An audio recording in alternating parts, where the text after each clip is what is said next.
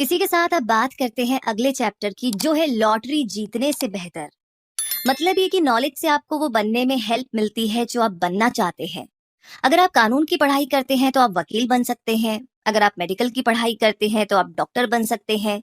Financial आजादी मिलना एक अच्छा एहसास है। ये आपको अपनी डिग्री से अलग दूसरे ऑप्शन का रास्ता देती है। आपको अपने फील्ड को छोड़ने में डर लग सकता है, क्यों बसे बसाए काम को छोड़ दे, है ना? लेकिन ये जान लीजिए कि आपके लिए और भी बहुत कुछ है। आपको जितना लगता है कि आप फाइनेंशियल सिक्योरिटी के करीब है, क्या पता आप उससे भी ज्यादा करीब हो। रिस्क उठाने की हिम्मत कीजिए। जैसे थॉमस कोटुला में आप खुद को देख सकते हैं। थॉमस अलग अलग तरह की नौकरियां करते थे ताकि वो अपनी जिंदगी चला सके। वो अपने काम से खुश नहीं थे, लेकिन उन्हें जिंदा रहने के लिए ऐसा करना पड़ा था। थॉमस जानते थे कि उनके लिए कुछ बेहतर लिखा था, लेकिन उनमें उस बेहतर को तलाशने की हिम्मत बिल्कुल नहीं थी। थॉमस का बैंक अकाउंट खाली था और उनके रिटायरमेंट खाते में कुछ भी नहीं बचा था। लेकिन रिच डैड को पढ़ने के बाद थॉमस ने इसे उलट दिया। उनके बैंक खाते में $90,000 हो गए थे। उनके पास अब इतने सारे पैसे हो गए थे कि उन्हें भरोसा हो गया था कि वो 40 की उम्र में रिटायर हो सकते हैं। अब ऐसा क्या हुआ था कि इतना ज्यादा फर्क आ गया? तो थॉमस भी यहाँ पर रियल एस्टेट में शामिल हो गए थे, एड और टेरी की तरह। उन्होंने इसके बारे में पढ़ा था और उन्होंने भी कैश फ्लो खेला था। रियल एस्टेट थॉमस के लिए ज्यादा नया नहीं था और आखिरकार उन्होंने कैश फ्लो काफी बार खेला था। तो आखिर में थॉमस के पास 5 घर हो गए थे। उनके पास इनकम आती रही क्योंकि उनके पास लगातार किराएदार आते रहे। हर घर से उन्हें $600 हर महीने मिलते थे, जो हर 3 साल में बढ़ेगा। तो इस तरीके से बेशक चीजें पहले इतनी आसान नहीं थी। थॉमस को चुनना पड़ता था कि कौन सी प्रॉपर्टीज खरीदनी है। कभी कभी वो खर्चे भी सामने आ जाते थे जिनके बारे में उनको अंदाजा भी नहीं होता था। लेकिन थॉमस कामयाब रहे। वे रिच डैड पुअर डैड पढ़ते रहे और वो अपनी फैमिली के साथ कैश फ्लो गेम खेलते रहे। जब वो एक प्रॉब्लम में फंस गए थे तो उन्होंने मदद मांगी और थॉमस को एहसास हुआ कि फाइनेंशियल नॉलेज होना कितना ज्यादा जरूरी था। हेल्प मांगने में शर्म महसूस नहीं करनी चाहिए। अगर आपके पास हर चीज का जवाब नहीं है तो भी कोई बात नहीं।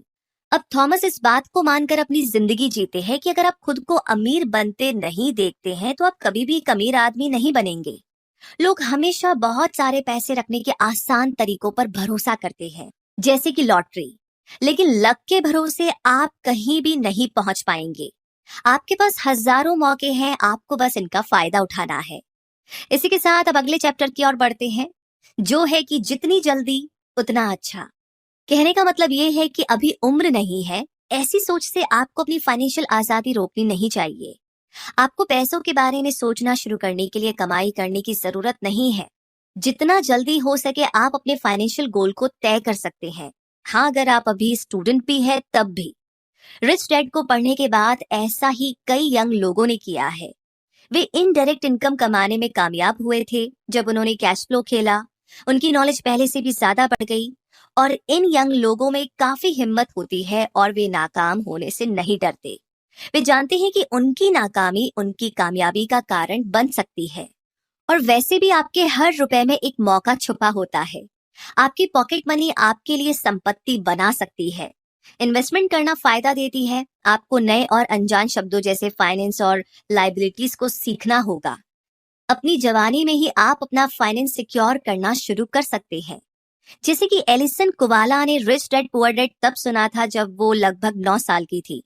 स्कूल के रास्ते में एलिसन की माँ इस बुक के ऑडियो टेप को चलाती थी। इसी ने पैसे के लिए एलिसन की सोच बनाई थी। यंग होने का मतलब ये नहीं था कि उनकी इनकम का जरिया सिर्फ उनका अलाउंस था। उस बुक से उन्होंने महसूस किया कि वो एक बिजनेस शुरू कर सकती है। जब उसकी क्लास नहीं होती थी तो एलिसन अपने पड़ोस में घुसकर सजे हुए पत्थर और मोमबत्तियां बेचती थी।